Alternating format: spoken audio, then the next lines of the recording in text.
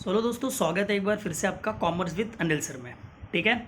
तो जैसे कि पिछले वीडियो में हमने क्या सीखा था। पिछले वीडियो में हमने सीखा था meaning, definition of micro economics और हमने फीचर्स को स्टार्ट कर दिया था। तो इस वीडियो में आपको मैं कुछ और फीचर्स डिस्कस करूँगा, लेकिन स्टार्ट करने से पहले मैं आप लोगों को ये बताना चाहूँगा कि इंट्रोडक्शन ऑफ माइक्रो इकोनॉमिक्स और मैक्रो इकोनॉमिक्स का चैप्टर मैं कम्प्लीटली नहीं पढ़ाने वाला हूँ। ठीक है। हम शायद आज ये वाला लेक्चर के बाद अगले वीडियो हम सेकेंड चैप्टर स्टार्ट करेंगे, और जैसे ही हम 5 या 6 चैप्टर कंप्लीट करेंगे फॉर्म्स ऑफ मार्केट, राइट, उसके बाद में हम लोग एक बार फिर से इंट्रोडक्शन टू माइक्रो इकोनॉमिक्स करेंगे। फिर उस वक्त आपको ये अच्छी तरह से डिटेल में समझ में आ जाएगा। ठीक है। तो हम अभी तो फिलहाल आप लोगों को थोड़ा बहुत बेसिक नॉलेज तो होना चाहिए, इसलिए मैं यहाँ पे मीनिंग, डेफिनेशन और कुछ ही फीचर्स करा रहा हूँ। ठीक है। तो अगले लेक्चर में मैं स्टार्ट करूँगा नेक्स्ट वाला चैप्टर। ठीक है। आई होप समझेंगे, थोड़ा सा देख लेना, अगर आप लोगों को ये बहुत अच्छे से समझ में आ जाएगा बाकी के चैप्टर्स पढ़ने के बाद में। ओके। क्योंकि अभी इसमें कुछ ऐसे टर्म्स आएंगे जो आने वाले चैप्टर्स में हैं, जो आपको समझ में नहीं आएंगे कुछ पॉइंट्स में ही। जैसे अभी एक पॉइंट आने वाला है जिसके लिए मुझे लगता है पूरा का पूरा मार्केट पढ़ाना पड़ेगा, तब जा आपके वो समझ में आएगा। ठीक है। तो इसके लिए मैं ये जो चैप्टर है इसको कंप्लीट नहीं पढ़ाऊँगा, इसके बाद हम सेकेंड चैप्टर स्टार्ट करेंगे। ठीक है। चलिए फिलहाल जो थोड़ा काम बचा हुआ है इस चैप्टर में, थोड़ा बहुत ही काम मैंने छोड़ा हुआ है, उसको हम कंप्लीट कर लेते हैं। ठीक है। और कुछ एक दो पॉइंट और जो बचेंगे उसके लिए मुझे स्पेशल वीडियो बनाऊंगा मैं, उसके लिए ही, उसमें बाकी चीज़ें हम डिस्कस नहीं करेंगे। तो फटाफट एक बार रिवाइज करते हैं। पीछे वीडियो में हमने क्या सीखा था। हमने सीखा था meaning of micro economics. Meaning of micro economics में क्या सीखा था आपने? Micro means small part of a thing, thus micro economy deal with small part of the national economy, and microeconomics studied economic actions and behavior in individual units, right, such as individual consumer, individual household, individual producer, particular firm, particular industry, etc. तो हमने सीखा था कि micro का मतलब क्या होता है, किसी भी बड़े चीज़ का छोटा सा हिस्सा, small part of a thing. Okay.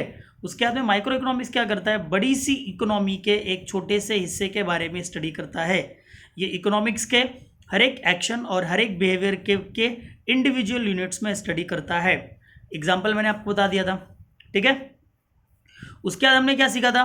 Features, पहले पॉइंट था इंडिविजुअल यूनिट, तो study of individual unit. So micro economy is the study of individual unit because studied individual consumer, individual household, right, particular industry, particular firm, etc. That's why it is a study of individual units.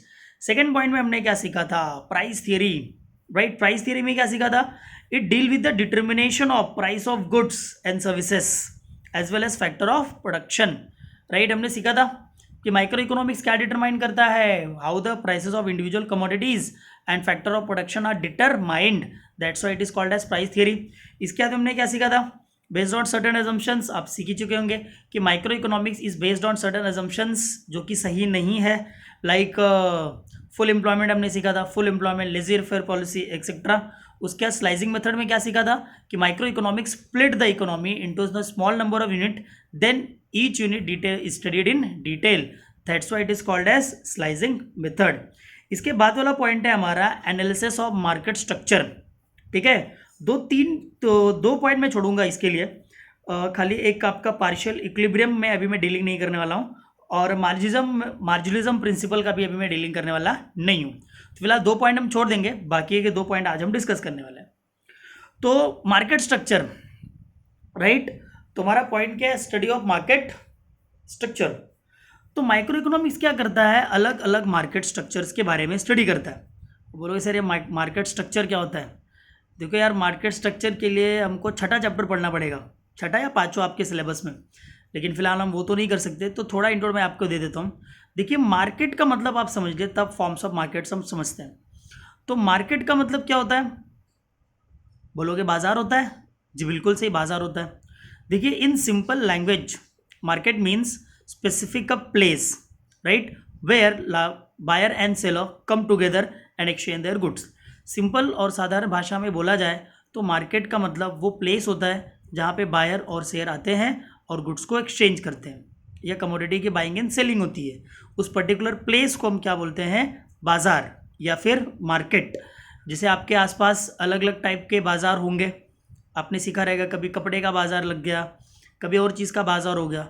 तो बाजार मतलब एक place, आप बोलोगे अरे हाँ यार बाजार वहाँ जाना है हमको, तो उस जगह पे आपको पहुँचना पड़ेगा, और उस जगह पे क्या होती है, गुड्स एंड सर्विसेज की बाइंग एंड सेलिंग, दैट्स उस जगह को क्या बोलेंगे हम लोग, मार्केट। ये तो साधारण भाषा में था, लेकिन इकोनॉमिक्स क्या बोलता है, right, in economics market means not necessarily a particular place, right, it is an arrangement through which buyer and seller come together and exchange their goods, या come into a contact and exchange their goods. तो economics बोलता है भैया market होने के लिए particular कोई जगह हो ऐसा ज़रूरी नहीं है, तो एक पर्टिकुलर अरेंजमेंट हो जिसके थ्रू बायर एंड सेलर एक दूसरे के कांटेक्ट में आ जाए, तब भी हम उसको मार्केट ही बोलेंगे। ज़रा सोचो, बिना बाजार में गए आप चीज़ें कैसे खरीद पाओगे? सिंपल आंसर है सर, अमेज़ॉन से ऑर्डर कर देंगे। भाई ये भी तो मार्केट हुआ। क्या आपको कहीं जाना पड़ा? क्या स्पेसिफिक प्लेस आपको कपड़े खरीदने हैं तो आप अमेज़ॉन पे ऑर्डर कर सकते हो ना? आपको बाहर जाने की ज़रूरत है क्या? नहीं। आपको मार्केट में जाने की ज़रूरत है क्या? नहीं। तो इकोनॉमिक्स क्या बोलता है कि मार्केट होने के लिए कोई प्लेस निर्धारित नहीं है, सिर्फ एक ऐसा अरेंजमेंट हो, जैसे ऑनलाइन मार्केट, ऑनलाइन बाजार, ये सब एग्जाम्पल हैं मार्केट के। Is it clear? तो अब फिलहाल मार्केट को अलग अलग भागों में बांटा जाता है, right. Perfect competition, monopoly, monopolistic competition, oligopoly और ड्यूपोली। बोलोगे सर कितने सारे पोली, तो एक बार फिर से सुनना। Perfect competition, right, pure competition, monopoly, monopolistic competition, oligopoly और ड्यूपोली, ये फॉर्म्स ऑफ मार्केट है। फिलहाल आप नाम याद रखिए, आपको चैप्टर 1 में सिर्फ नाम इंपॉर्टेंट है, इसकी डिटेलिंग हम आने वाले चैप्टर में कर लेंगे। तो माइक्रो इकोनॉमिक्स स्टडीड या फिर analysis various structure of market like perfect competition, pure competition, monopoly, monopolistic competition, duopoly, oligopoly etcetera. इसमें से कोई 4 नाम भी आपने एक्सप्लेनेशन में लिख दिया ना, is it okay? Is it clear? तो दैट्स माइक्रो इकोनॉमिक्स क्या करता है, अलग अलग मार्केट स्ट्रक्चर के बारे में स्टडी करता है। Is it clear? I hope आपको ये क्लियर हो रहेगा। अगला पॉइंट आता है हम लोग का लिमिटेड स्कोप। माइक्रो इकोनॉमिक्स का स्कोप कैसा होता है? Limited, right. माइक्रो इकोनॉमिक का स्कोप कैसा होता है? लिमिटेड, ये सब कुछ कवर नहीं करता है, right. Micro economic does not deal nation wide problems. Micro economic nation wide problems के बारे में स्टडी नहीं करता, लाइक पॉवर्टी, अनएम्प्लॉयमेंट, पॉपुलेशन, इन सब के बारे में, या नेशनल इनकम, ये नेशन वाइड प्रॉब्लम है ना, तो माइक्रो इकोनॉमिक्स इनके बारे में स्टडी नहीं करता। ये इंडिविजुअल कंज्यूमर के बारे में स्टडी करेगा, लेकिन मार्केट के बारे में स्टडी नहीं करेगा। मार्केट मतलब कंप्लीट मार्केट है आपका, इंडिविजुअल नहीं। ये क्या स्टडी करेगा? ये एक इंडिविजुअल के बारे में स्टडी करेगा, ये एग्रीगेट में स्टडी नहीं करेगा। दैट्स वाई इसका इसका जो स्कोप है उसको बोलते हैं लिमिटेड स्कोप।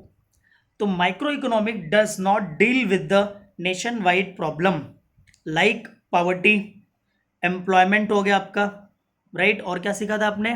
पॉपुलेशन। 11th में आपने जो कुछ भी सीखा था, इस पॉइंट को एक्सप्लेन करने के लिए लिख दीजिए, जो भी वहाँ पे प्रॉब्लम थी, तो सही हो जाएगा।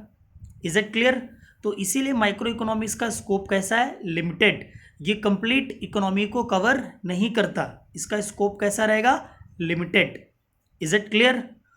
तो यहाँ पे ख़त्म होता है आपका features of micro economics. I hope आपको समझ में आया रहेगा। 2 पॉइंट मैंने छोड़ दिए हैं, वो मुझे पता है, उसके लिए मैं अलग से वीडियो बना दूंगा, ठीक है। तो आने वाले वीडियो में हम सीखने वाले हैं चैप्टर नंबर 2, क्योंकि चैप्टर नंबर 1 से इतना इनफ है, राइट। ये चैप्टर आपको कंप्लीटली तभी समझ में आएगा जब माइक्रो के बाकी के 5-6 चैप्टर आप पढ़ लोगे मेरे हिसाब से। Is it clear? तो ठीक है, आज के लिए इतना ही, राइट। वीडियो को शेयर कर देना, लाइक कर देना, अगर आपको पसंद आया तो, नहीं पसंद आया डिसलाइक कर देना, और उसका रीज़न मुझे बता देना कमेंट बॉक्स में। Is it clear? तो थैंक यू, धन्यवाद।